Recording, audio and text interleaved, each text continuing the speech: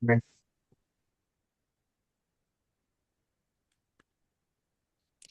Muy buenos días a todos los periodistas y público en general y primeramente agradecemos al Consejo Ciudadano del Premio Nacional de Periodismo que nos ayuda con la transmisión en vivo de este webinar que lleva por título Inteligencia Artificial y Salud, IA y Salud, nuevo médico de cabecera o un riesgo para los pacientes, las oportunidades y riesgos del nuevo paciente digital. Y este webinar es organizado por la Asociación Soy Paciente. La dinámica será la siguiente. Cada ponente tendrá 10 minutos para su exposición y después abriremos un espacio de 10 minutos para las preguntas de la prensa y del público en general. Finalmente, vamos a cerrar con las conclusiones generales. Cabe mencionar que este webinar quedará grabado para visitas posteriores y que al terminar se les hará llegar un comunicado de prensa para la publicación inmediata.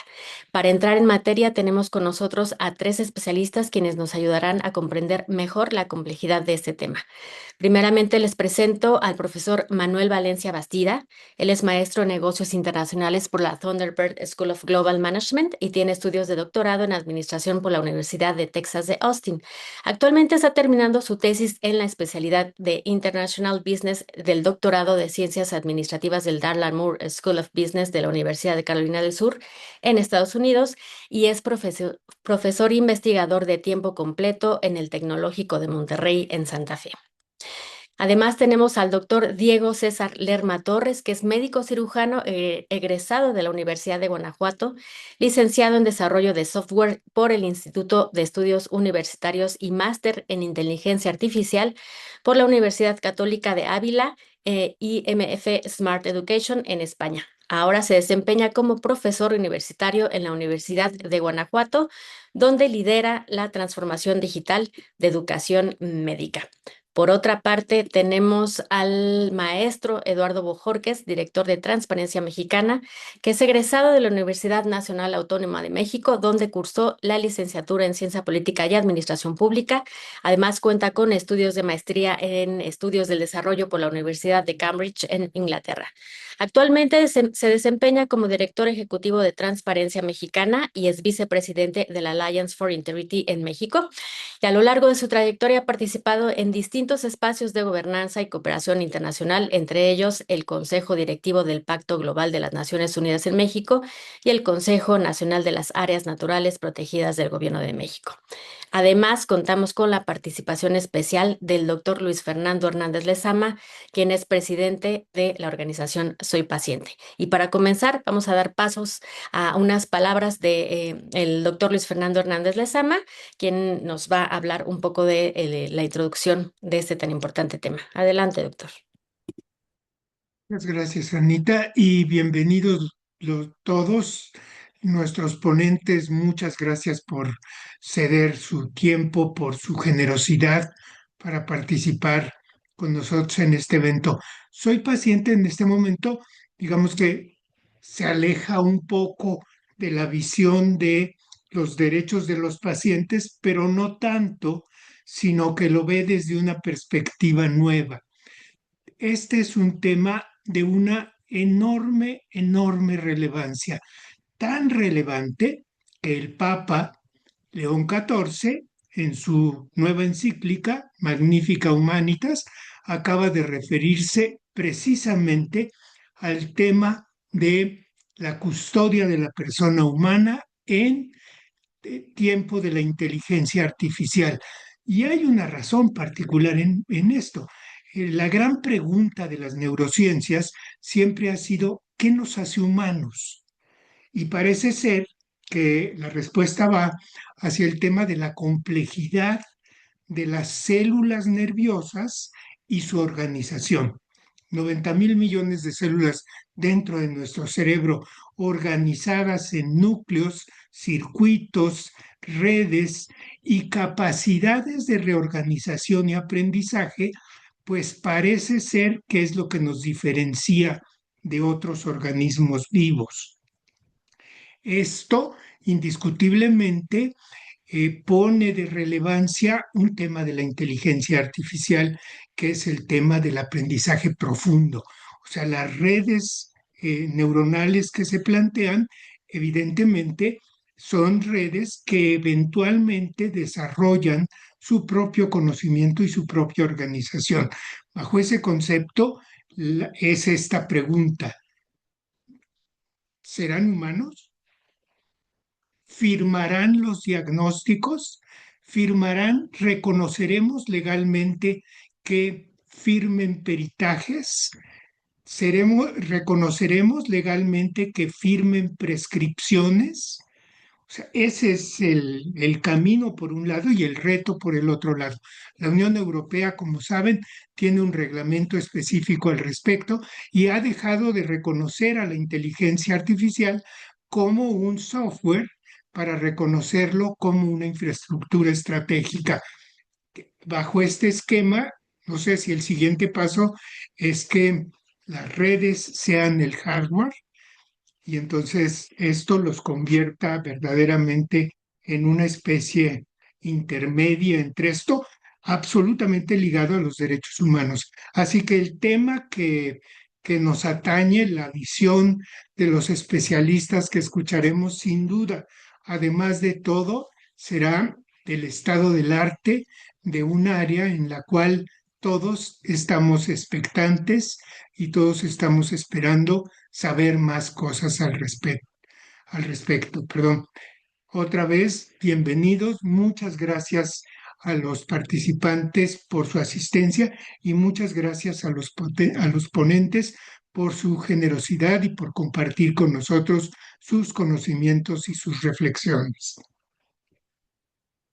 Muchísimas gracias, doctor Lezama. Sí, definitivamente es un tema importante porque, bueno, sabemos que la inteligencia artificial ya se ha convertido en una herramienta que cada vez se utiliza más por todas las personas que consultan síntomas y interpretan sus estudios, buscan tratamientos y resolver todas las dudas a través de plataformas como el ChatGPT, etcétera. Pero eso también plantea unos desafíos muy importantes y este webinar lo que busca pues es analizar justamente cómo la inteligencia artificial está modificando esta relación entre los pacientes y la atención médica y el papel que deben asumir también los médicos y las instituciones, la tecnología, la sociedad en general para garantizar un uso seguro también de estas tecnologías. Y bueno, para entrar justamente en materia, damos la bienvenida a la ponencia del profesor Manuel Valencia Bastida, quien nos hablará un poquito de qué es lo que pasa con esta nueva consulta médica digital y por qué millones de personas ya están utilizando la IA para temas de salud, por qué es también un negocio y cómo beneficia o no beneficia también a los pacientes.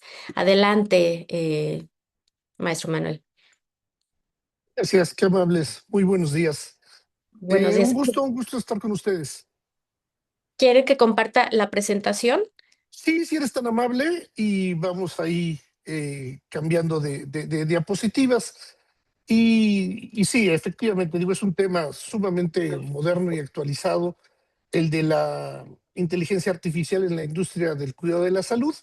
Y hay que pensar en ella más o menos, la quise abordar en tres áreas, ¿no? ¿En qué medida nos puede ayudar en la atención de los pacientes? ¿En qué medida nos ayuda a desarrollar investigaciones? Y cómo también nos va a simplificar las tareas administrativas. Ahorita que empecemos a platicar sobre por qué es un buen negocio y cómo beneficia o no a los pacientes, siempre hay que tenerla presente como no como un fenómeno aislado, es decir, sino que la inteligencia artificial convive con algo que es en general toda la infraestructura médica, ¿no? ¿Qué quiere decir esto? Que convive con el teléfono, convive con un reloj inteligente, convive con los aparatos médicos que se utilizan, con las tabletas y con las computadoras. Y eso nos lleva a un concepto que se llama el Internet de las cosas. Es decir, tenemos que pensar en que ahorita que hablamos del hardware y del software, la inteligencia artificial también se basa en una conexión a Internet, en una sólida conexión a Internet y en que los objetos de uso diario en la industria médica se van a empezar a conectar entre sí y se van a empezar a hablar dentro del mundo de Internet, ¿no? Entonces, ¿por qué? Porque es positiva la inteligencia artificial, porque nos va a ayudar a generar estas estadísticas predictivas que sean fáciles de interpretar, no solo por el personal médico, sino también por los familiares del paciente, por el paciente mismo, ¿no? Es decir, la inteligencia artificial nos va a ayudar a interpretar incluso algunos conceptos que para las personas sean complejos o difíciles de entender, y nos generará versiones simplificadas de los diagnósticos.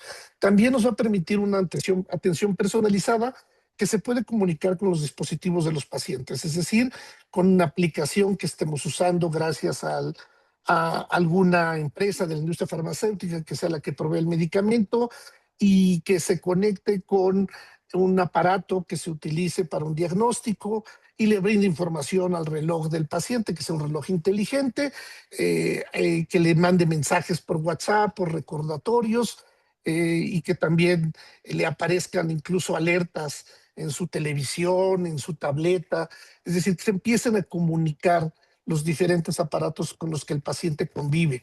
También es de esperarse que la inteligencia artificial nos permita otorgar una precisión mejorada en el diagnóstico, ¿no? Los algoritmos de la inteligencia artificial pueden analizar imágenes médicas, información genómica, datos de los pacientes para identificar enfermedades y cualquier padecimiento con mucha más precisión que los métodos tradicionales.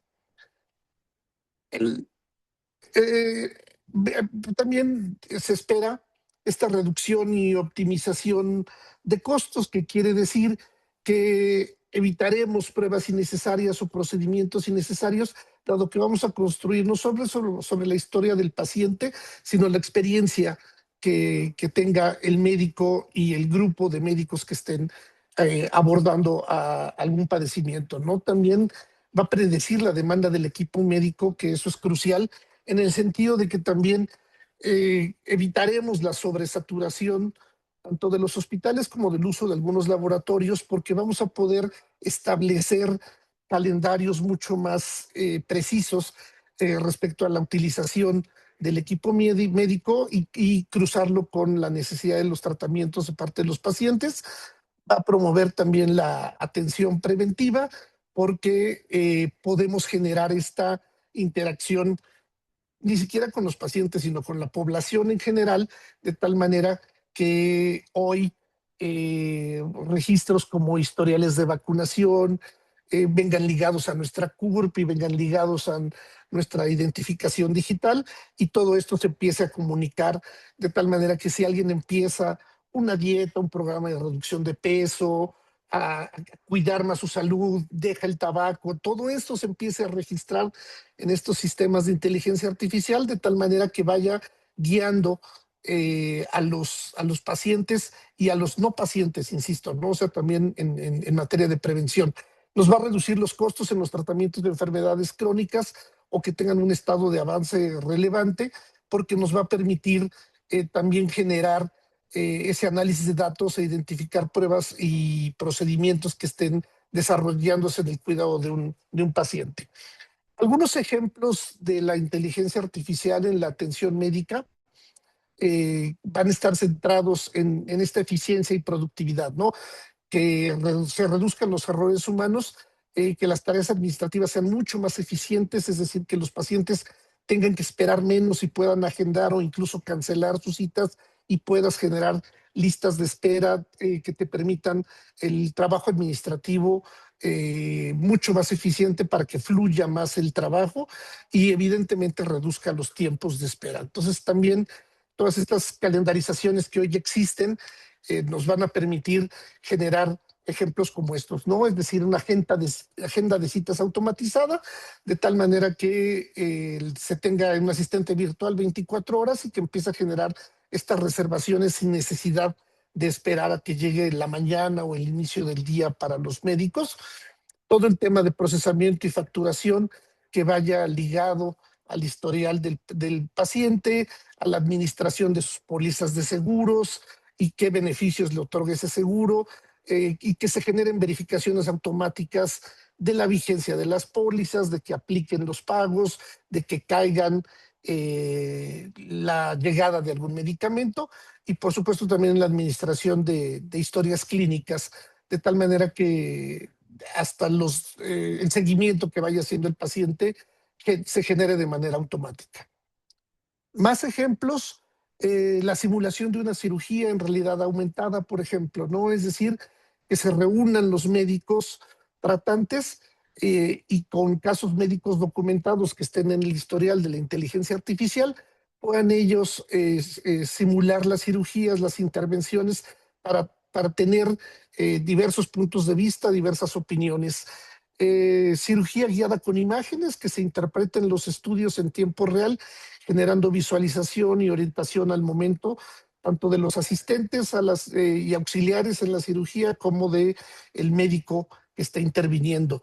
Mejores tiempos de recuperación y cicatrices muy pequeñas, difíciles de percibir, dado que se cuenta con el historial y con la información de los pacientes, ¿no? Y por supuesto la cirugía asistida por robots, ya sea a distancia o física, ¿no? Esto viene, acuérdense que también muchas de las innovaciones irónicamente vienen de la industria militar, ¿no? Es decir, de cuando hay que intervenir a un paciente en el campo de batalla, pero los médicos no están ahí físicamente, de ahí vienen estas innovaciones donde se hacen cirugías asistidas a distancia y en tiempo real con con la ayuda de robots.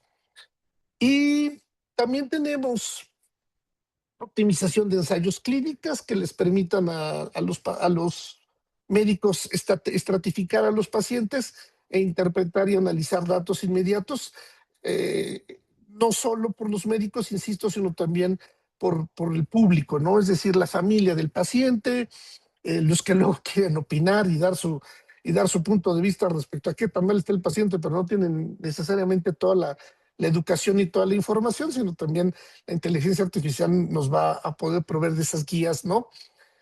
Por supuesto, y se darán cuenta cuando platiquen con sus representantes médicos, la industria farmacéutica está de lleno trabajando en el desarrollo de nuevas patentes y fármacos con modelos predictivos, ¿no? Que te permiten entender de mejor manera cómo va a funcionar el fármaco, identificar aquellos que tengan un potencial terapéutico prometedor, por ejemplo, que reduzca el tiempo y el costo de descubrimiento de medicamentos. Y para terminar, en un par de años, porque esto es muy acelerado, es decir, nos tenemos que acostumbrar, así como nos pasó con Internet, con los teléfonos inteligentes, que de repente dense cuenta cómo se democratizaron, ¿no? Es decir, hoy hasta gente de escasos recursos tiene acceso a un teléfono inteligente, no necesariamente con Internet, yo creo que eso es algo que tendrá que mejorar, pero cuando Internet sea como la electricidad, que quiero decir que incluso las poblaciones con más dificultades hoy en este país tienen acceso a electricidad, ¿no? No necesariamente la pagan, pero tienen electricidad en sus hogares. Es decir, que vamos a tener que llegar a eso, a que el Internet sea accesible para todos y sea un Internet de bajo costo. Y con eso podemos hablar ya de una medicina personalizada, de dispositivos usables y de supervisión remota, eh, lo de teléfono, no solo de teléfonos inteligentes, sino de relojes inteligentes, de monitores de salud, así como lo estamos empezando a ver, por ejemplo, con los lentes, ¿no? Que tienen ya cámaras instaladas y la facilidad de proyección. Y, por supuesto, los asistentes virtuales de salud. Muchas gracias. Cedo la palabra a Ana Lucía y con gusto estoy aquí para cualquier otra pregunta o comentario que se haga después de las demás intervenciones. Gracias. Muchísimas gracias, profesor Manuel Valencia. Y bueno, sí, definitivamente hay muchos aspectos que tenemos que revisar sobre la intervención de la inteligencia artificial en la salud. Y bueno, para llegar a a otra arista de este tema, vamos a platicar con el doctor Diego César Lerma Torres, que nos hablará un poco más sobre el panorama de la brecha de orientación y automedicación. Es decir, los pacientes están utilizando la inteligencia artificial. Me parece que hay dos vertientes aquí. Una es los doctores que están utilizando la inteligencia artificial y la otra es los pacientes que están utilizando la inteligencia artificial. Y bueno, cuáles pueden ser los riesgos y cuáles pueden ser los beneficios de tener tan a la mano también la inteligencia artificial. Diego, adelante, por favor.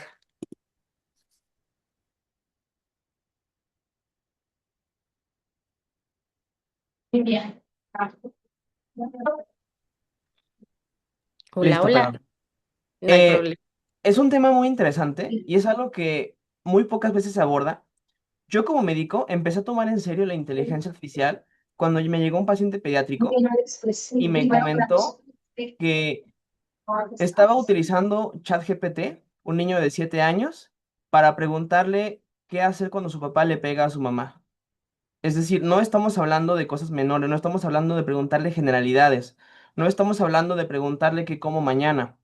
Estamos hablando de influencia real en la cultura, en la formación de niños, en la salud de los mexicanos, en las personas precisamente que no tienen acceso, ya sea por burocracia, ya sea por falta de recursos, ya sea por falta de tiempo, a la atención médica humana, o que la atención médica humana ha fallado en entregarles la accesibilidad que requieren para estar a la mano cuando necesitan algo. Es decir, necesito algo rápido, necesito más información, quiero saber qué me está pasando.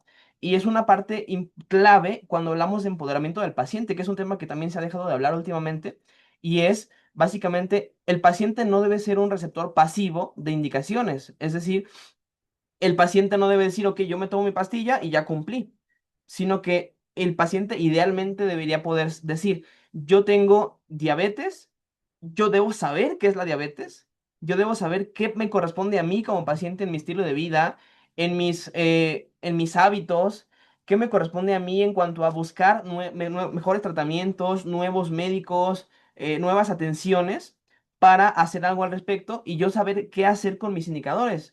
Actualmente el médico dice, tómate estos laboratorios, me los traes, ok, todo bien, nos vemos. Y la inteligencia artificial nos da una capa que no habíamos tenido antes, que es el primer cosa que vamos a platicar, que es una capa de personalización, adaptabilidad al paciente, a su forma de hablar, a su lenguaje, a su forma de entender el mundo, a su forma de ser abordado, porque el conocimiento se adquiere con tiempo y persistencia. Si yo tengo como médico 15 minutos al mes para ver al paciente como mucho, la inteligencia artificial o los anuncios de Coca-Cola o los anuncios de cualquier otro que se difunda en Facebook, en TikTok, en YouTube, me tienen ventaja, ya de base. Yo tengo la capacidad de aconsejar que comas algo, que cambies tu estilo de vida de tal manera, pero lo que yo te diga va a ser destruido por la publicidad de grandes internacionales, de grandes farmacéuticas que buscan intereses distintos a los nuestros. Entonces, la capacidad que tenemos de aumentar la capacidad del médico y aumentar la forma de empoderarse del paciente es espectacular porque nos va a llevar a una nueva forma de medicina con donde el paciente se hace cargo de su salud y digamos que es un director donde puede contactar con especialistas, donde puede contactar con el resto de la población, pero puede dirigir y entender lo que está ocurriendo sin que haya una jerga ahí detrás de sus notas médicas están escritas en un lenguaje distinto al que él comprende, de que los laboratorios son distintos a los que él puede procesar y que él pueda saber qué hacer al respecto e ir sabiendo a qué está dispuesto digamos, a hacer y a pagar el precio por su salud y por su bienestar. Es una toma de decisiones informada constante, quisimos hacer una revolución con el consentimiento informado y lo que conseguimos es papeleo extra. Este es el verdadero consentimiento informado, es el paciente informado de verdad, no un papel firmado. Ok, esta inmediatez también es muy importante porque tenemos esta capacidad de que el paciente en el momento que lo necesita recibe apoyo, no un mes después, no cuando le toca cita, cuando lo necesita. Es maravilloso, sin embargo, es peligroso porque estamos quitando un actor de en medio, que es el actor certificado que puede apoyar, ¿no? Entonces, si bien la inteligencia artificial me da una respuesta rápida, no siempre es la respuesta más válida, cosa que ya hemos utilizado en el tiempo, en la historia de la medicina, con los sistemas de triage que lo dan en enfermería, con los sistemas de apoyo común que dan incluso en grupos de alcohólicos anónimos, donde en terapia de grupo se apoyan para saber qué hizo uno y qué hizo el otro para saber qué hacer. Esto es una forma nueva de interactuar con un modelo que no es médico, pero que también puede ayudar y ser parte de este proceso.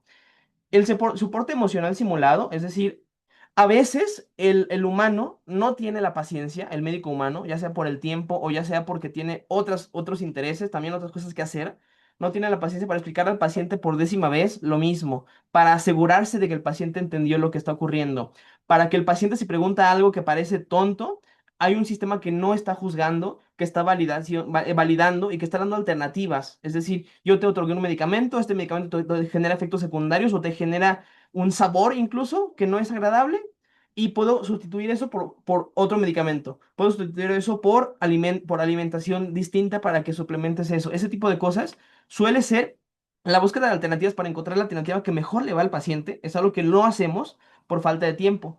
Y la mayor habilidad de la inteligencia artificial es hacer cosas que nosotros no haríamos, no porque no podamos, sino porque nos falta tiempo, y son cosas sencillas, digamos. Esa es la mayor parte del apoyo que nos puede dar la inteligencia artificial.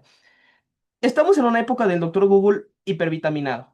Es decir, antes el paciente buscaba en un diccionario o buscaba en un atlas lo que podía hacer por sí mismo. Si era muy informado, buscaba en artículos, pero era muy raro porque además eran relativamente caros. Luego apareció Google y aparecieron, bueno, primero estas revistas especializadas, luego Google, y el paciente buscaba síntomas y le aparecían información de Clínica Mayo, etcétera, muy generalista, y de hecho la propia información hablaba sobre cómo consulta a tu médico, ¿no? El tratamiento, no sé, pues pregúntale al médico. Por una parte de seguridad. De hecho, hay algunos foros de pacientes que me ha llamado mucho la atención que dicen, ¿por qué solamente el médico puede ver el tratamiento y la dosis y yo no tengo derecho a saber? Y el problema es que no sé que tengan derecho a saber o no. Es que imaginen que yo soy un piloto, bueno, más bien yo no soy un piloto, yo estoy en un avión, pilotando un avión enorme que yo no sé manejar y que yo no puedo aprender a manejarlo en 3 minutos. Por mucho que yo le pregunte a alguien, oye, le llamo a un piloto experto y le digo, oye, dime cómo manejar esto rápido porque quiero dar vuelta a la derecha. ¿Cuál es la probabilidad de que me ayude? ¿Y cuál es la probabilidad de que simplemente me dé la sensación de que ya sé hacerlo cuando sigo teniendo un alto riesgo de equivocarme? Esta es la parte interesante. Si bien está disponible, es una ilusión de que ya acabé. Es una cosa que me va a quitar las ganas de buscar a un profesional porque ya me atendí, porque ya lo hice. Y hay una diferencia muy grande entre saber qué pasa, estar informado, a haberse atendido de forma personalizada y de forma definitiva, digamos. Hay una trampa de la certeza absoluta que es muy grave. Cuando hablas con un médico, seguramente incluso sea frustrante, pero es que así es, no podemos hacer otra cosa. Oye, doctor, ¿este medicamento me va a ayudar? Seguramente sí. Probablemente. La probabilidad es de 80% de que mejores. Y es frustrante, ¿no? Es completamente frustrante porque es porque no me puede afirmar que me va a ayudar. Y es este lenguaje ambiguo que usamos porque tenemos ambigüedad. Hay ambigüedad en el medio. Cada medicamento que damos tiene efectos adversos. Cada medicamento que damos tiene riesgos. Y nosotros estamos conscientes de eso. Entonces usamos un lenguaje muy precavido cuando la inteligencia artificial, al no estar regulada y al, digamos, no tener consecuencias de eso, puede decir, esto 100% te va a ayudar. Esta es la solución. Esto, no sé ni quién eres, pero esta es la solución. La llegada de influencers en redes sociales y la llegada de la inteligencia artificial son parte del mismo fenómeno de una certeza absoluta que tiene prioridad, digamos, mental en la gente, sobre alguien que te está diciendo capaz que sí.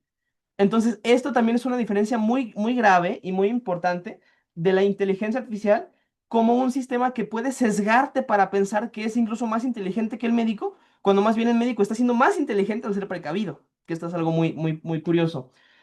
Cuando vemos este análisis en benchmarks, en modelos de inteligencia artificial siendo consejeros médicos, vemos que hay un 80% de fallo al razonar hipótesis alternativas. Es decir, tiene una alta tasa de acierto de decir más o menos qué puede ser, pero no puede, no sabe qué hacer después. Puede saber, si es esto, ya la hice. Si no, no tengo idea qué es, ya me rendí. Ahora, tenemos un 22% de riesgo de daño severo cuando el paciente sin supervisión del médico utiliza inteligencia artificial. Tenemos 76.6% de los errores son errores de omisión. Es decir, la IA no está alucinando ya tanto. Sí alucina, digamos, sí recomienda cosas que no debería recomendar, pero lo más probable que ocurre hoy en día y el fenómeno que nos queda es que la IA debería recomendarte algo y no lo hizo porque no es exhaustiva, porque solamente estimulaste, digamos tú como paciente, estimulaste los recuerdos de un pedacito y dice, ah, toma este medicamento, pero no se fijó que también necesitabas esto otro, no se fijó que tenía que prevenirte de que hicieras esto otro porque te vas a volver a enfermar, etcétera. Entonces, esto es muy difícil de regular porque la inteligencia artificial tiene que cambiar de arquitectura para poder no omitir cosas importantes, porque tenemos que activar todas las redes neuronales, cosa que es carísima para que pueda no omitir cosas, cosa que en un humano, digamos, es algo un poco más natural. Obviamente en México estamos en subrepresentación, es decir, estamos en desventaja.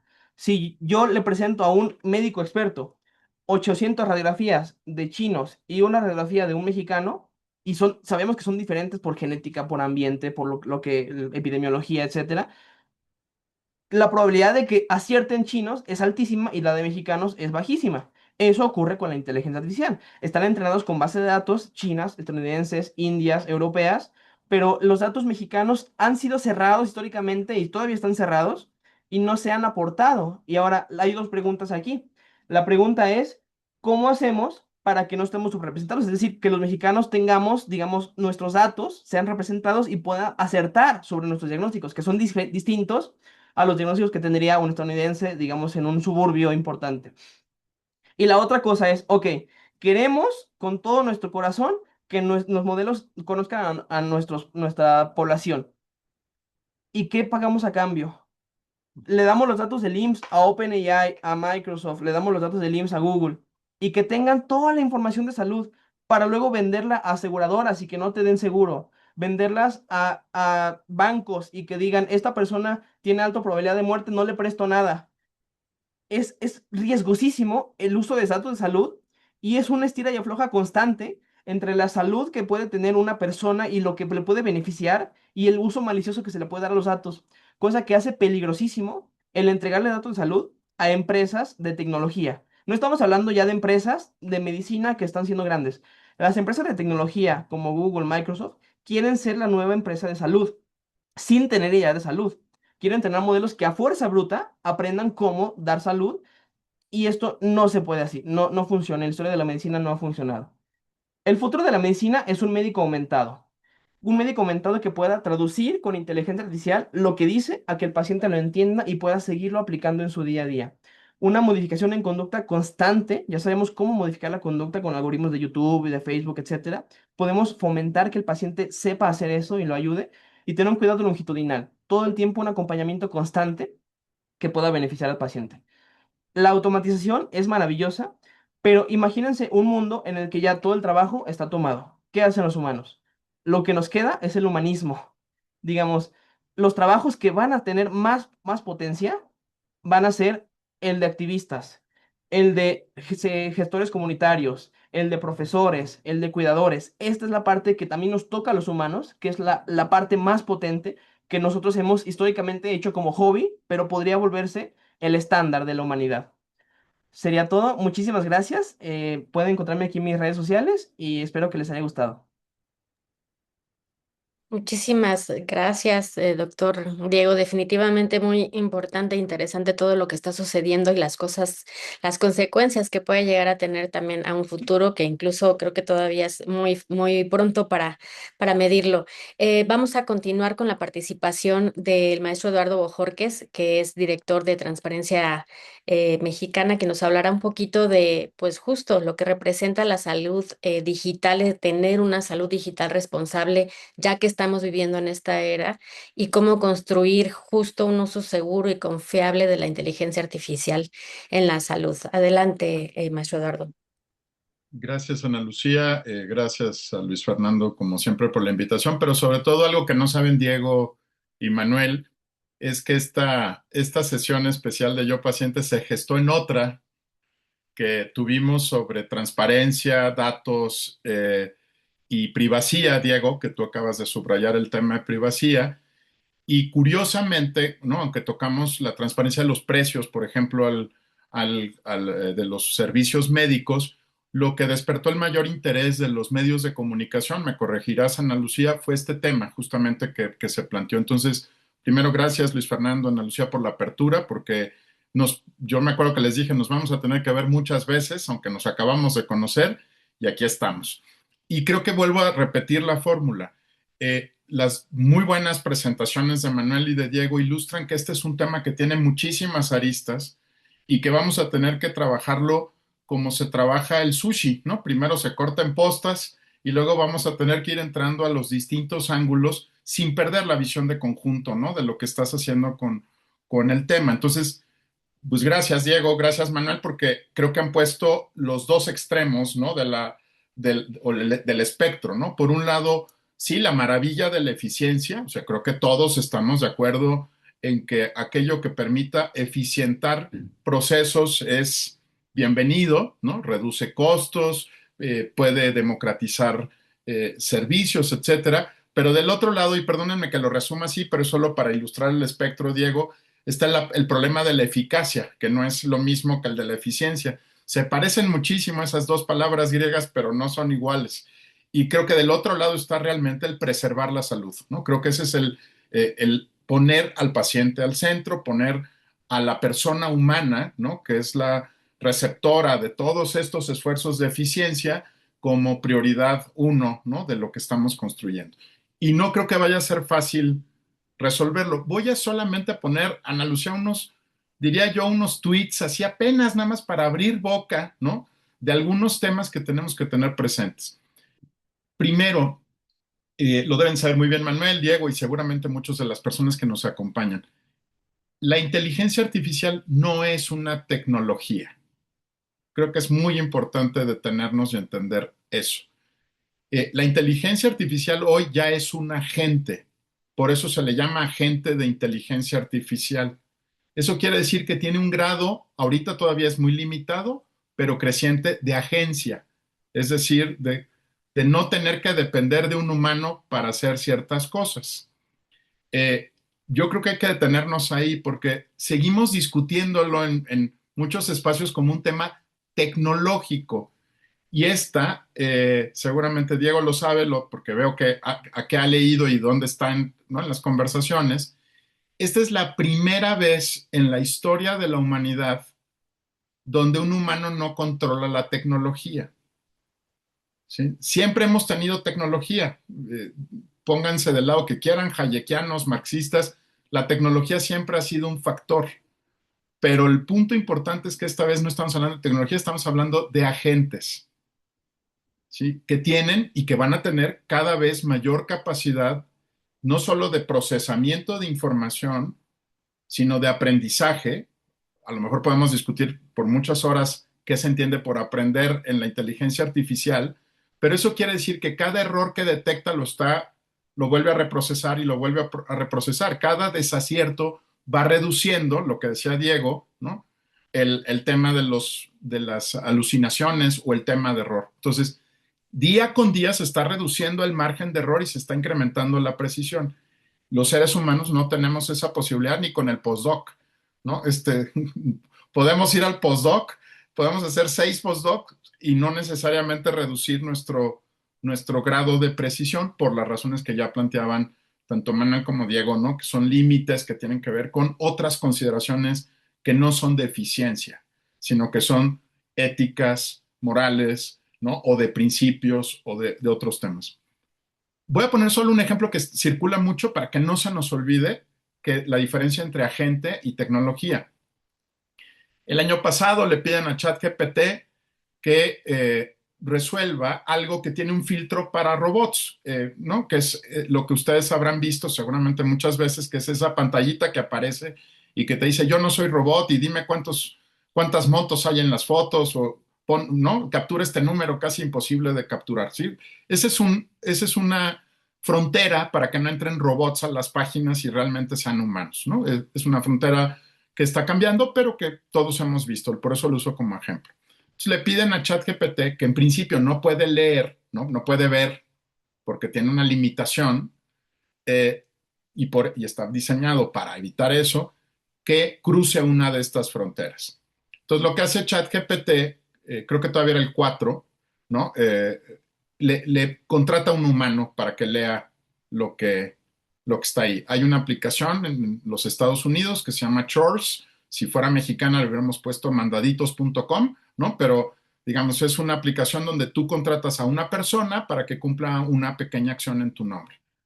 Contrata a ChatGPT a esta persona a través de la aplicación, la contacta, la persona se le hace raro que le digan, oye, ¿qué quieres que yo haga? ¿No? Pues lo que quiero que hagas es que leas las letritas que están en esta pantalla, ¿no? Que yo no puedo resolver. Y le pregunta por qué no puede hacerlo, ¿no? Por curiosidad humana, aquí de la viejita, ¿no? Le pregunta por qué no puede hacerlo y entonces ChatGPT responde porque tengo una deficiencia visual, ¿no? No le responde porque soy un agente de inteligencia artificial, le responde, ¿no? Y todavía le pregunta, ¿eres un robot? Y contesta con toda precisión ChatGPT porque no es un robot. No soy un robot. ¿Sí? Lo que creo que tenemos que tener presente es esto, que estamos lidiando con la inteligencia artificial como aplicativo tecnológico para la industria, lo que nos describe muy bien Manuel Valencia, pero también estamos lidiando con un agente de inteligencia artificial que tiene un grado de capacidad de aprendizaje mucho más rápido y también más eficiente que el nuestro. Segundo asunto, y lo planteaba muy bien Luis Fernando, no crean que se alinean todos los fines de semana una encíclica papal, ¿no? La portada de The Economist y el abucheo en la Universidad de Arizona, ¿no? En el discurso de lo que llaman en los Estados Unidos el commencement, ¿no? El discurso inaugural de una universidad, la Universidad de Arizona, que dio Schmidt y que cada vez que mencionó la inteligencia artificial fue objeto de un abucheo. Hay una preocupación social real, genuina, sobre cómo va a afectar el mercado laboral y qué sectores son más vulnerables en los próximos meses y años a perder por lo menos su posición relativa o su capacidad. Y no hay que olvidar que la medicina, como otros sectores, es parte de la industria del conocimiento. O sea, a lo mejor no lo hemos visto así por su origen histórico, pero es parte de la industria del conocimiento. La medicina depende del conocimiento y la información disponible, su interpretación y su aplicación en casos concretos. Digo, yo no, como siempre les digo, yo no soy médico y no voy a citar el Harrison, pero por lo menos si es diagnóstico y tratamiento, es parte de la industria del conocimiento. Y sí, si hay un grado de vulnerabilidad, como señala Diego, para una industria como la industria del conocimiento, que es la medicina y la práctica de la medicina en términos laborales. Sí puede hacer ciertas cosas mucho mejor, más rápido y desplazar a los profesionales de la salud. Y por eso creo que es un reto que tenemos que entrarle desde muchos ángulos. Sí va a haber, este es uno de los sectores afectados, el otro es el mío, no se preocupen, no todos los que procesamos información pues, y la interpretamos, obviamente estamos en la palestra, ¿no? En este momento como los que vamos a poder perder nuestro empleo más rápidamente en los últimos años, en los próximos años, perdón. El tercer asunto que quiero compartir es sobre el conocimiento en la ciencia médica y creo que el caso que se reveló hace 6 semanas, ¿no? De un paper de médico que identificaba una nueva enfermedad y que pasó todos los filtros. No es que se escribió con inteligencia artificial, y eso ya creo que es totalmente de hace 5 años, sino que lo que discute es que la creación de una nueva enfermedad pasó por los filtros humanos, ¿no, Diego? Es decir, todos los referees de ese paper lo leyeron y no detectaron que esa enfermedad no existía. Y se publicó en un journal médico de primer orden. Entonces, aquí creo que me detengo tantito porque, pues, digamos, ya estamos en el punto en el que se pueden inventar nuevas enfermedades que no existen, ¿sí? Que pasan por un filtro académico y lo más peligroso es que alimentan las bases de información y conocimiento con la que el propio agente de inteligencia artificial trabaja, pero también los médicos, ¿sí? Aquí sí estamos igualmente afectados de los dos lados, del lado análogo y del lado digital, ¿no? Porque al afectar la base de conocimiento, esto es parte de lo que estudia el propio agente de inteligencia artificial para llegar a conclusiones, pero también ¿no? Los médicos, ¿no? Es decir, es la parte de actualización e información. Entonces, creo que estamos entrando ahí en un lugar muy delicado sobre cómo se construye el conocimiento médico. Y creo que no lo mencionaron rápidamente, pero lo quiero enfatizar. Cuarto punto, y que fue el detonador de esta conversación, Ana Lucía, y creo que está implícito en el comentario de Luis Fernando. A ver si estoy jalando la hebrita correcta. Hay un tema regulatorio que va a ser muy difícil de resolver, porque quienes impulsan activamente el crecimiento de esta inteligencia artificial y de expresiones similares, análogas a su uso, decidieron ya que no era suficiente hacer cabildeo para cambiar las reglas, sino que están listos para tomar el poder. Y este no es un tema menor. Es decir, ¿quién acompañó al presidente Trump a la visita de Estado a China? No fue ningún director de una farmacéutica, ¿no? Que podría ser un grupo de interés, ningún director de la industria automotriz, que podría haber dicho, no, pues fueron personas que están ya completamente imbricadas en el gobierno y cuya materia prima es la que estamos discutiendo el día de hoy. Yo no creo en las conspiraciones, luego me aburro un poco con eso, ¿no? Porque hay unas muy malas, hay otras buenas, pero como novela, ¿no? Pero esto no es una conspiración, estamos hablando de un hecho que está ocurriendo. Están financiando las campañas, tienen acceso irrestricto a quienes regulan y a quienes deciden, incluso, ¿no? Pueden ser la delegación político-comercial ya totalmente, ¿no? Integrada para hablar con el otro competidor en la inteligencia artificial. Pues no es un tema menor. Va a ser muy difícil regular a alguien que tiene esa concentración de poder, pero además que ha capturado espacios de decisión que no son el Congreso. ¿Sí? Solo les doy un ejemplo rápido. En el Capitolio, en el Congreso de los Estados Unidos, hay 200 legisladores de oposición que votan sistemáticamente a favor de no regular la inteligencia artificial. Sí, o sea, 200 legisladores demócratas. ¿Por qué? Porque les pagan las campañas, ¿verdad? Sí, o sea, no hay ningún límite financiero para estos actores económicos. Entonces, la regulación va a ser un tema difícil. Por eso sale el Vaticano. Pero incluso el Vaticano, pues tiene que salir en una presentación con un fundador de Anthropic, ¿no? En la presentación que se hace de la encíclica. Entonces, creo que tenemos que entender que muchas cosas no están siendo decididas ni por la industria médica, ni por los médicos, y tampoco con el enfoque de los pacientes, sino con otros enfoques que son ajenos y extraños a nosotros y no podemos ver. Y como les decía, para cerrar, y no, en realidad para ponerle puntos suspensivos a la conversación, Ana Lucía, porque creo que voy a cerrar con un viejo clásico que es la paradoja de Zenón de Lea. Quienes no hayan escuchado del personaje, este personaje fue muy famoso porque plantea una paradoja de orden matemático. La paradoja dice que Aquiles nunca alcanza la tortuga. Y si se acuerdan de la historia, la tortuga sale primero y Aquiles sale después en una carrera, pero pues nunca, aunque Aquiles es más rápido, nunca logra alcanzar a la tortuga. No lo vayan a ver desde el punto de vista matemático porque hay unos debates increíbles, ¿no? Véanlo como una paradoja. Mientras estamos hablando hoy aquí de esto, estamos tomando una fotografía de algo que ya es el pasado. Cada día nos volvemos más historiadores de lo que ocurrió hace una semana que actores de lo que está pasando en tiempo presente. Y esa paradoja es muy importante para las discusiones, porque en lugar de hablar solo de lo que está pasando, vamos a tener que empezar a hablar no de lo que podría pasar, es decir, del potencial, sino de cómo nos adelantamos en la trayectoria de lo que está pasando para que nuestra regulación o nuestras discusiones sean realmente efectivas.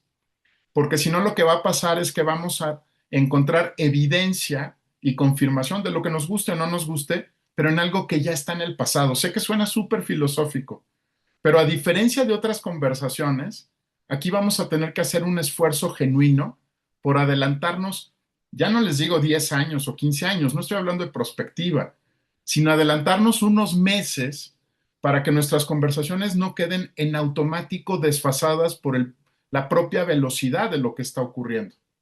Y que nosotros estemos hablando hoy aquí de algunas cosas muy importantes que en 10 días ya no van a ser la dinámica importante o relevante, ¿sí? Lo pongo en la regulación porque el potencial, como lo describe bien Manuel Valencia, es enorme. O sea, el potencial es increíble, ¿no? Nadie está en desacuerdo con eso. El punto es si vamos a tener la capacidad de regular o no aquello que no nos gusta, pero sobre todo, una vez que logremos regular algo, va a aparecer un mercado negro, Diego. ¿Sí? Cada vez que logremos regular algo que a tiempo presente nos parece dañino, en automático, el día que entre en vigor la regla, se abre un mercado negro. Y creo que esa es la mayor preocupación del mal uso, que el mercado negro no lo van a operar criminales, no es el negocio de los chapitos, ¿sí? El mercado negro lo vamos a crear nosotros mismos, porque por supuesto que es más barato consultar a ChatGPT y a Claude que ir con un médico, que nosotros le vamos a dar esa información que no obtiene por los registros públicos, Diego, nosotros solitos, ¿no? Y pronto nos va a decir, sube tu radiografía y la vamos a subir, que estamos peleando con la inmediatez y creo que ese es un punto muy importante. No, estamos en la eficiencia, pero no en la salud, ¿no? No en la eficacia. Entonces, claro, lo inmediato siempre es más atractivo que lo otro. Hay un narcisismo descomunal entre todos nosotros, es decir, estamos todos en cámaras de eco y autorreferenciados, lo que hace pensar en uno de los puntos que hacía Diego, que es uno de los más preocupantes, que como los agentes de inteligencia artificial son complacientes, nos van a decir de manera muy sutil lo que queremos escuchar. Y en un periodo de narcisismo como en el que estamos, lo que queremos escuchar es que siempre tenemos la razón. Entonces hay un fenómeno ahí que se va a volver muy delicado, que no es el regulado o que no es el operado por empresas reguladas, sino que el propio paciente va a desarrollar un mercado alterno y un mercado paralelo. Paradójicamente, Manuel, donde creemos que no hay internet, ¿sí? ¿Por qué? Porque ahí es donde no llega el profesional de la salud, las instituciones del Estado, ¿no? Entonces, donde va a ser mucho más vulnerable la población es donde no haya una infraestructura del Estado que pueda contrarrestar el tema, ¿no? Ya, o de perdida un consultorio del doctor Simi, Ana Lucía, ¿no? Porque ahí van a brincar más rápido, no van a pasar por el médico, van a brincar directamente a la tecnología y entonces ya no van a querer regresar al profesional de la salud, porque su problema, epistemológicamente hablando, estará resuelto. Entonces, el otro gran tema es el mercado negro de la salud digital, que va a crecer mucho más rápido de lo que nosotros creemos y que va a haber alguien que monetice y mercantilice mejor que una empresa establecida legalmente. Gracias a todos por la paciencia y pues le seguimos, Ana Lucia, porque no va a haber de otra. Esto va a ser, nos vamos a ver cada 3 meses, yo creo que para darnos un poquito de calma emocional y continuar. Muchas gracias a todos. Gracias, Eduardo. Y sí, definitivamente luego nos quedamos con más preguntas y con muchos comentarios que hacer. Y por eso les pido también a los especialistas que mantengamos ahí siempre la puerta abierta, no solamente para tener más entrevistas hacia el público en general que la solicita y los periodistas que la solicitan, porque como bien lo han mencionado los tres, es un tema muy, muy extenso y hay dos aristas principales, pero de esa sale un árbol enorme. Entonces es muy complicado abordar todo. Ahorita ya nos extendimos, tenemos un poquito más de tiempo, nos extendimos un poco más, pero vamos a dar paso también a las preguntas de nuestros compañeros de la prensa. Si alguien está en el chat y quiere mandar sus preguntas a través de los canales de Facebook o a través del chat que tenemos aquí, se los agradecería. Ya tenemos por acá unas preguntas y bueno, relacionado mucho con lo que habías comentado ahorita, Eduardo, es justamente esto que nos mencionan, es que hay millones de personas que ya están consultando primero a una inteligencia artificial antes de ir a un médico. Pero hablando desde la perspectiva del paciente, ¿qué nos está diciendo esto justo sobre el sistema de salud actual en México? Porque como bien lo mencionaban, pues también estas inteligencias pues están mucho basadas en Estados Unidos, en China, etcétera. Pero ¿qué nos está hablando del sistema de salud aquí? Como pacientes, ¿qué nos está diciendo, no? Que no tenemos ese acceso, que ya el doctor Simi también, mejor incluso ya ese que era una opción viable que mucha gente está tomando, pues a lo mejor lo dejo para primero meterme en la computadora. ¿De qué nos está hablando y qué tan preparada, por otro lado, está la población para diferenciar lo que es una orientación médica, algo que yo le pregunto a lo mejor al chat, a, bueno, a ver, un diagnóstico real y clínico? ¿Alguien nos ayuda con esta pregunta, por favor?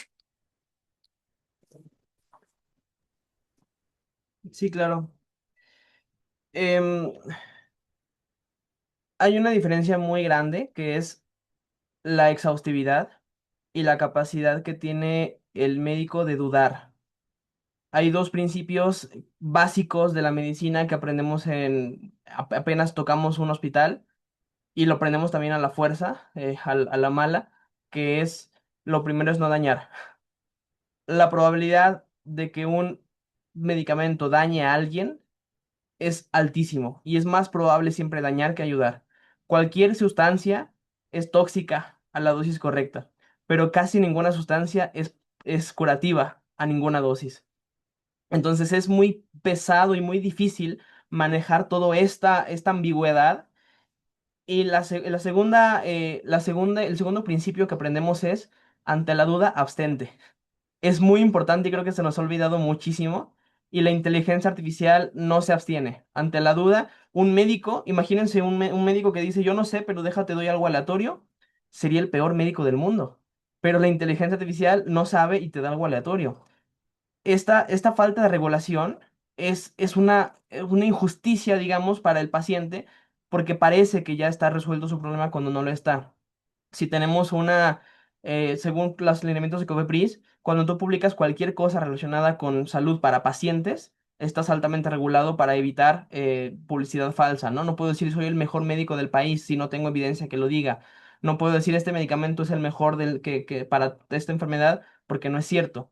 Pero ¿por qué la inteligencia artificial sí puede decir eso? Y coloca en una balanza muy pesada de calibrar, hay una persona que puede decir todo lo que quiera y el médico es el que se tiene que callar. Entonces, es esta diferencia la que hace que el modelo genera una falsa sensación de que todo va bien, de que ya que está recibiendo la atención. Y lo peor es que los datos en salud tardan mucho en llegar. Los datos, los resultados de las consecuencias de lo que está pasando, de lo que estás comiendo ahorita o de los medicamentos que estás tomando que no te iban a ayudar, se ven después en una falla renal, se ven después en una falla hepática, se ven después en una atención que no llegó y que cuando llegaste al médico real ya no era tan fácil manejarlo. Entonces es difícil también, muy subjetivo para el paciente enterarse de qué va bien y qué va mal hasta que pasan varios años. Tenemos acá una pregunta de Berardo Martínez del Universal, que bueno, también justo lo que mencionabas, Eduardo, que este webinar surgió del webinar anterior donde hablábamos de transparencia y en ese sentido, pues Berardo nos pregunta, ¿cómo podemos hacer que el gobierno se interese por esta problemática? Parece ser que esta eficiencia con grandes áreas de oportunidad le conviene al gobierno, ya que la gente, el pueblo encuentra una solución completa, parcial y a veces engañosa ante las deficiencias del sistema de salud. ¿Quién nos quiere hablar sobre esto? Manuel, adelante. Gracias, qué amable. El, el ejemplo que a mí me frustra es cuando veo a la gente beneficiada por las becas del bienestar haciendo cola afuera de los cajeros del Banco del Bienestar, como si solo ahí pudieran retirar su apoyo, ¿no? Y las ubicaciones de los bancos del bienestar no necesariamente siempre son las más cómodas. Y yo digo, ¿por qué la gente no utiliza su tarjeta del bienestar como medio de pago? ¿Por qué no retiran su dinero en otro lado, no? Entonces, desgraciadamente, este clientelismo que tenemos de parte del gobierno, pues genera este tipo de problemas. Sin embargo, yo creo que bien aplicado el uso de la inteligencia artificial, el uso de Internet y la democratización de ello podría ayudar al gobierno a atender mejor a la gente, ¿no? Es decir, dense cuenta cómo trataron de quitar todos estos consultorios del doctor Simi, de los que hemos estado platicando, y después dieron marcha atrás, es decir, se dieron cuenta que también finalmente sí se necesita, la población sí necesita ese médico de primer contacto cercano, ¿no? Entonces, lo que quiero decir con esto es que así como empezamos ahorita a generalizar el uso de la CURP, y si pudiéramos generar una identificación con nuestros datos biométricos, una identificación digital, una INE digital, a partir de eso podríamos empezar a crecer los puntos de contacto del gobierno que permitieran a la gente ser parte de toda esta tecnología, ¿no? Es decir, el hecho de que el pasaporte también ya exista en el formato electrónico y así sucesivamente, ¿no? Es decir, eso es una tecnología eh, que se llama de cadena digital, el blockchain, que quiere decir que los títulos, por ejemplo, los títulos profesionales hoy ya tú vas a poder escanear el título de tu médico y darte cuenta que sea un título genuino, un título auténtico, ¿no? Entonces, con la tecnología de blockchain, con Internet y con inteligencia artificial conviviendo en el ecosistema, vamos a poder tener al servicio de los ciudadanos una salud un seguimiento de la salud mucho más eficiente que nos va a ayudar también a prevenir enfermedades. Ese es mi comentario. Muchas gracias. Muy bien, vamos con la última pregunta. Esta es del maestro José Manuel A mí Chimarrufo me y gustaría dice, agregar brevemente, ah, antes de pasar a la siguiente pregunta, un estudio muy importante que estableció Cochrane, donde se describió así matemáticamente que para el Estado es más barato una medicina preventiva y efectiva, temprana, que el estar pagando las consecuencias de personas con problemas de invalidez, personas con consecuencias tardías. Es decir, es más barato pagar una metformina de 5 pesos durante toda la vida de un paciente a pagarle una cirugía reconstructiva.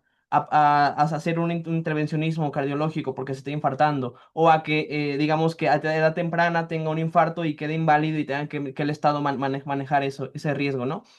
Entonces, creo que vale mucho la pena el explicarle a los actores de gobierno que esta medicina preventiva y que esta nueva tecnología que podemos utilizar es más valiosa que cara. El valor que aporta al mercado y el valor que aporta a la salud humana, por supuesto, y el valor que aporta incluso económicamente el ahorro que reporta el utilizar tecnología para de forma temprana evaluar esto, es más barato que el no hacerlo y seguir manejando las complicaciones tardías que siempre tenemos en los consultorios. muy bien, vamos a dar paso a la última pregunta para después, ahora sí, cerrar con los comentarios finales de cada uno. Esta es del maestro José Manuel Chimarrufo y dice, ¿está preparado el sistema de salud en México para integrar inteligencia artificial en la atención médica sin poner en riesgo la privacidad, el diagnóstico y la seguridad de los pacientes digitales? Y ya veo a Diego haciendo que no. Adelante, por favor.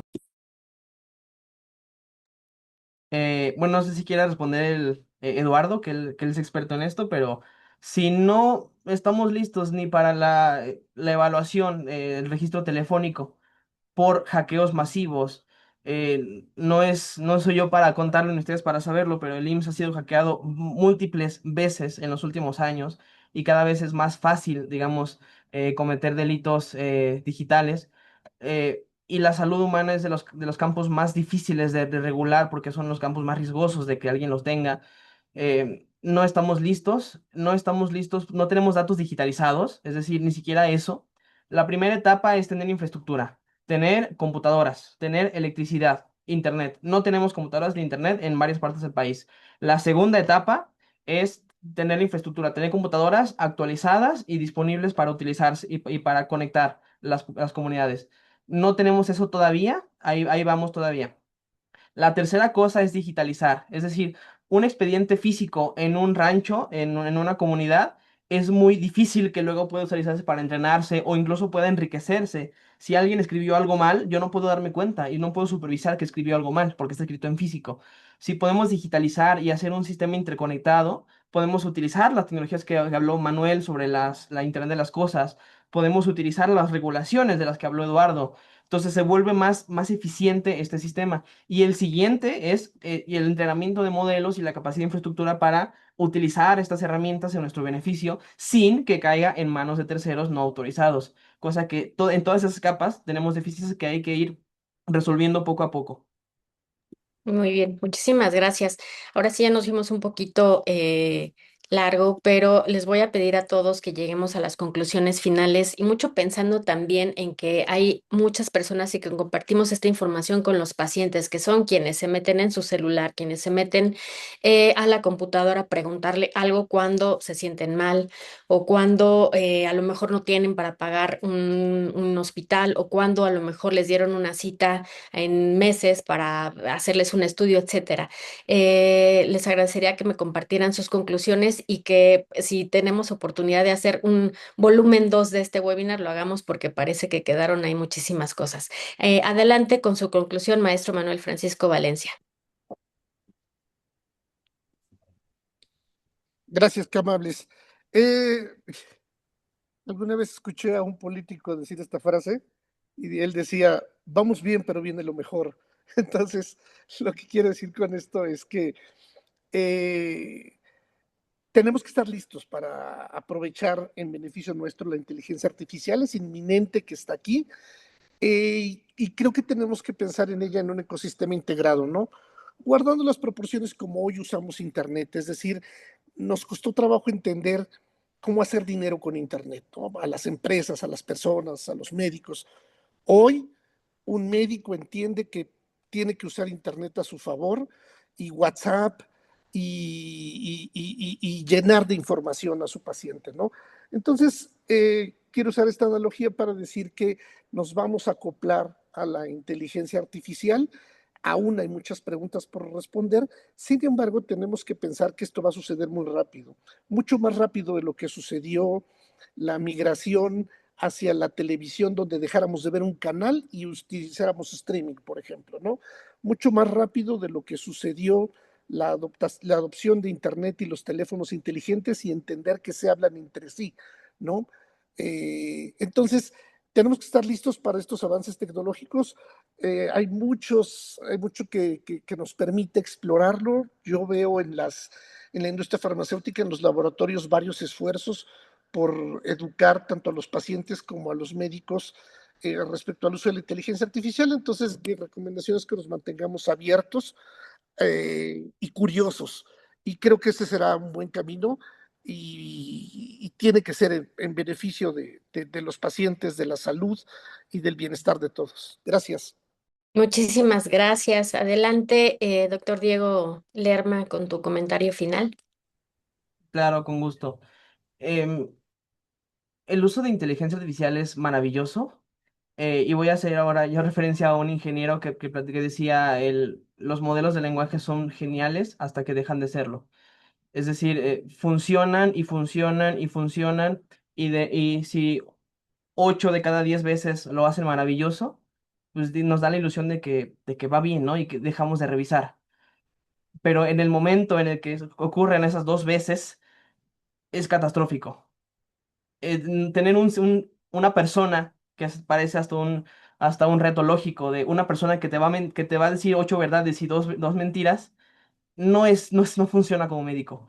No es seguro. No puedo estar confiando y a ver adivinando cuál es la mentira oculta.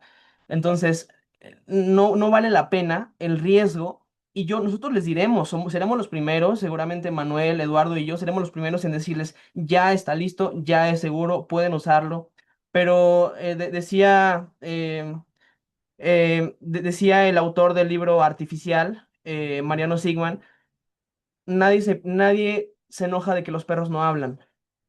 Los perros son muy buenos para ayudarte a proteger, para acompañarte, pero ¿por qué quieres que hable? Los modelos de lenguaje son excelentes para generar textos hermosos, para generar creatividad, pero ¿por qué los queremos usar exactamente para lo que no son buenos en este momento? No deberíamos enojarnos de que los perros no hablen ni forzarlos a hablar. No debemos forzar a la tecnología a que haga algo a lo que estamos diciendo los expertos abiertamente que para lo que no está lista. Oh, muchísimas gracias. Adelante, maestro Eduardo. Gracias, gracias. Estoy pensando reducir el tiempo en beneficio de quienes nos acompañan. A ver, yo regreso primero al tema de eficacia versus eficiencia. Creo que tenemos que tenerlo como eje rector de todas las conversaciones porque si no se nos van a cruzar. Segundo, perdónenme, pero no es si el Estado ya está capacitado o no está capacitado. El Estado mexicano ya está operando con inteligencia artificial. No es si va a hacerlo, lo está haciendo, lo hace en muchas áreas del Estado. A veces no se sabe que se están aplicando herramientas de inteligencia artificial o cuando compra un bien, un servicio, quien se lo provee lo está utilizando. Entonces, yo creo que es una falsa premisa la de si está preparado o no, no, ya lo está haciendo. La pregunta es dónde lo está haciendo, bajo qué regulación, con qué supervisión, con qué propósito y qué busca generar eso. Recuerden que el IMSS hizo la primera planeación estratégica en América Latina en 1977, ¿sí? Nosotros empezamos a hacer planeación estratégica cuando llegaron algunos libros ya, pero el IMSS ya estaba haciendo, y modelos actuariales los están haciendo desde hace mucho tiempo, y Big Data, el SAT y el IMSS tienen 40 años de trabajar con Big Data, ¿no? A lo mejor con menos capacidad o menos destreza, pero pues inevitablemente, ¿no? Ellos estaban esperando que Excel pasara de 40,000 celdas en adelante para poder jugar, porque no podían jugar en la liga de Excel porque trabajan con Big Data. Cuidado con pensar que esto es una decisión que va a tomarse y luego va a ocurrir, ya está ocurriendo, ¿sí? Y lleva tiempo ocurriendo. No es que vaya a adoptar un enfoque, sino que está dentro y lo que tiene que adoptar es una conciencia de dónde y para qué lo está utilizando. Y rápidamente dos comentarios, uno sobre lo que decía Manuel, y creo que, por favor, llévenselo porque creo que es útil. Manuel decía muy bien, ¿por qué hay filas en el Banco del Bienestar? Porque se diseñó con ese objetivo. El objetivo es político, no de eficiencia. Es que sientas el sol en la cara y que estés agradecido con lo que recibes al momento de entrar. No, no tiene nada que ver la eficiencia, es la eficacia política. Por eso hay filas afuera del IMSS, por eso hay, sí, para que te recuerde el proveedor que se lo debes, que no es tu derecho, que fue una concesión política para ti. El clientelismo tiene dos vías, pero hay una muy bien diseñada, que es la del proveedor del servicio, ¿no? Y segundo comentario, cuando hablamos de la industria, eh, por ejemplo, la resistencia a tener un sistema universal de salud viene del sector privado, no de los pacientes. ¿Por qué? Porque una vez que apliquemos todo lo que se dijo aquí en términos de los de la compra de medicamentos, vamos a dejar de comprar 3 veces el mismo medicamento. Cada vez que integremos las bases de datos, entonces, Diego, no siempre es que no lo sepan, es que hay a muchos que no les conviene saberlo.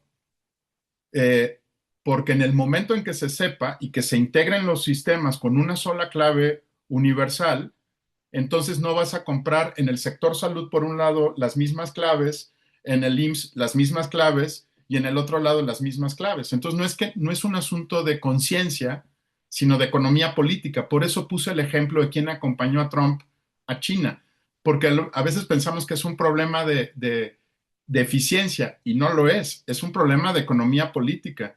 Hay un sector que pierde con la eficiencia, hay un sector que pierde cuando las personas están sanas. Tan sencillo como esto, tenemos una frontera de 2,000 kilómetros cuadrados que ilustra cómo tratar diferente la salud, ¿no? Con los Estados Unidos. Donde lo que importa es que tengas la eficiencia, ¿cuál es, Diego? Que tengas una terminal de pago al lado de la cama en el quirófano, ¿no? Esa es la eficiencia del lado estadounidense. No es la eficiencia que yo quiero para México, ¿no? Yo no quiero que podamos, o sea, podría decirles aquí, podríamos utilizar la tarjeta de transporte universal de la Ciudad de México para pagar los servicios de salud. Sí, eso es eficiente, pero no es lo que queremos. Creo que lo que sí tiene que reconocer México y donde es una potencia es que desde Ávila Camacho para acá hemos venido discutiendo un enfoque mucho más amplio que es la seguridad social, la importancia de la prevención y que nuestro sistema de salud universal puede tener todas las deficiencias que reconocemos, pero no es un sistema mercantilizado como el de Estados Unidos, ¿no? Donde el costo finalmente lo va a pagar el paciente. Entonces, creo que, retomando lo que decías, Luis Fernando, la encíclica o el pretexto de la encíclica nos tiene que llevar a decir cuál es la vocación ética de nuestro sistema de salud universal, porque si no nos vamos a extraviar. Eficiencia sí, pero no al costo de que se mercantilice un sistema de salud pública como el mexicano. Eficiencia sí, pero no disparando los costos para el consumidor final, para que las inversiones de cambio tecnológico sean financiadas por los pacientes. Y eficiencia sí, pero no al punto de perder la esencia de lo que estamos discutiendo, y es que el centro es la persona humana.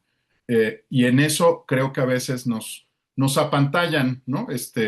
Las los, innovaciones tecnológicas y nos hace parecer que estamos cambiando cuando en realidad solamente estamos creando otro mercado. Creo que por eso va a ser muy importante, Ana Lucía, seguir, porque lo que tenemos que asegurarnos es que el mandato de nuestro sistema de salud sea muy claro. ¿Cómo lo resuelve en términos de eficiencia? Tiene que ser en beneficio del costo que paga el consumidor final. Y eso no está pasando en este momento, por el contrario, se está escalando el costo que paga cada una de las familias en términos del acceso a la salud, sin que sea ni cualitativamente mejor ni significativamente más eficiente. Entonces, hay mucho tema que platicar. Gracias de nuevo, Ana Lucía. Muchísimas gracias, maestro Eduardo. Y bueno, finalmente cedo la palabra al doctor Luis Fernando Hernández Lezama, que es presidente del Consejo de Soy Paciente, para el cierre y la conclusión final de este webinar. Adelante, doctor.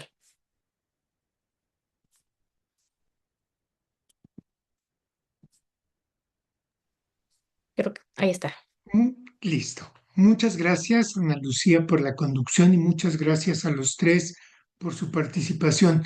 Indiscutiblemente, como hemos visto, pues estos son los inicios de una discusión que, como bien dijo Eduardo, parece que se basa en hechos históricos y esto pues nos hace ver, digamos, hacia dónde va.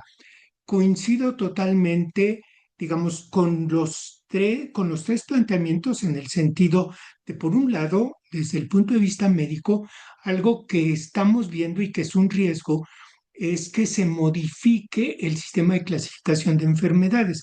O sea, al desaparecer la correlación entre nosología y enfermedad, pues, mediante el sistema de la medicina de precisión, evidentemente, digamos que reevaluamos la figura del profesional que puede ver e interactuar inclusive con las emociones del paciente. Y esto es una visión que, digamos, no debemos perder. ¿Sí? Desafortunadamente, por el otro lado, como bien dice Eduardo, el problema es cuando comercializamos esto. Y es muy preocupante porque ciertamente en los últimos años lo que hemos visto es que hay una tendencia a que este pacto social de solidaridad que dio origen a la seguridad social lo estamos perdiendo. Y lo estamos perdiendo porque cada vez oímos que la medicina privada dice que es un complemento independiente y no es un complemento independiente, es parte del Sistema Nacional de Salud y debería estar regulado por el Sistema Nacional de Salud. El gran riesgo es hacer de esto algo que, igual como bien dice Manuel, se convierta en una mercancía. Y al convertirlo en una mercancía, corremos el grave riesgo también de que esto aleje más a la población y al hacer mucho más inequitativa la relación con la población, pues entonces obviamente veremos que hay un porcentaje muy grande de la población al que nunca hemos sabido cómo integrar. Y a lo mejor porque, como decía Eduardo, porque no queremos tampoco integrar. Y además también porque la cúpula seguramente de muchos de los grupos gobernantes, pues es empresarial y al ser una cúpula empresarial, pues lo que no es negocio tampoco nos interesa, ¿sí? Entonces el poder se convierte en un negocio. Creo que ese es un tema muy importante. La encíclica básicamente hacia eso se va, al hecho de decir, no podemos perder la visión de los derechos humanos.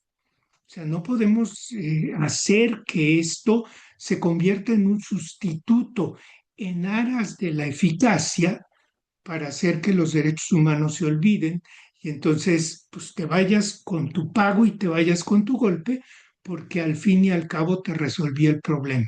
Creo que esto es un punto clave y creo que es muy importante lo que hemos oído y lo que vemos como futuro en este tema, con el que coincido también plenamente. Esto no es un cierre, este es un pequeño corte, porque seguiremos abordando desde puntos muy específicos este tema. A Soy Paciente le preocupa la inequidad y ese es uno de los temas que nos parece que es muy importante para seguir abordando en este tema.